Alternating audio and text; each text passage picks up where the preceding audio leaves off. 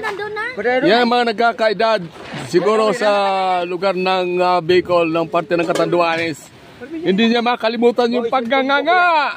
Isus Marisip. Kanino ito? Ayan, yung nagkakaedad yan, oh. Yan, may dala-dala pang martilyo yan, ha. Ipakita yung martilyo mo. Ipakita mo yung martilyo. Martilyo. Ayan, oh, kita mo. Pang-tok-tok niya yan ang kanyang mamon. Ayan, oh, kita mo. Yo, nahiling mo yan? Ay, oh, yan, oh.